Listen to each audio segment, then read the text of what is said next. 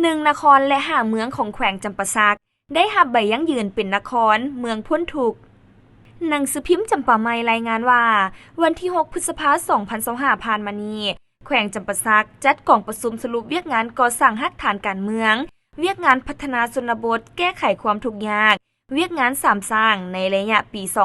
2024และวางทิศทางแผนการปี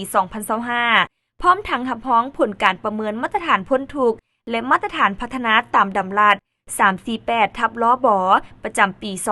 2024เป็นประธานโดยทานสมบูรณ์เฮืองวงศารองเจ้าแขวงจำปาสักทานคำนีลาวงศ์ว่าการหัวหน้าแผนกกสิกรรมและภาคส่วนที่เกี่ยวข้องการนำนครปากเซการนำเก้าเมืองเข้าร่วมข้อตกลงของทานนายกรัฐมนตรีว่าด้วยการแต่งตั้งคณะซี่นำและคณะรับผิดชอบเวียกงานพัฒนาชนบทเลขที่121/นย.ลงวันที่9กันยายน2024และเสนอผ่านทางข้อตกลงของทานเจ้าแขวงเพื่อแต่งตั้งคณะรับผิดชอบซี่นำและคณะรับผิดชอบขั้นแขวงบนรายงานผลการประเมินมาตรฐานพ้นทุกข์และมาตรฐานพัฒนาตามดำรัส348/ลบประจำปี2024ได้มอบใบยั่งยืนเมืองพ้นทุกข์และเมืองเข้มแข็งรอบด้านตามมาตรฐานเมืองพ้นทุกข์มี1นครและ5เมืองของแขวงจำปาสักคือนครปากเซ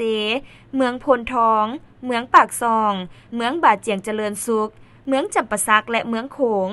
เงื่อนไขเก้ามาตรฐานเมืองพ้นทุกข์ประกอบมี 1. มีโรงเรียนมัธยมสมบูรณ์ 2. มีโรงหมอเมืองหรือเข้าถึงการบริการของโรงหมอแขวงหรือศูนย์กลาง 3. เทศบาลเมืองได้สมใส่น้ำประปาชุมชนหรือระบบน้ำประปา 4. เทศบาลเมืองได้จัดตั้งปฏิบัติแผนผัง 5. มีเส้นทางเข้าถึงเที่ยวได้ตลอดปีและเชื่อมจอดกับทุกๆบ้านภายในเมือง 6. มีระบบโทรคมนาคมการขนส่งและข้อมูลข่าวสาร 7. มีตลาดซื้อขายสินค้าเป็นปกติ 8. ทรัพยากรธรรมชาติและสิ่งแวดล้อมได้รับการคุ้มครองปกปักรักษาและนำใช้อย่างมีประสิทธิผล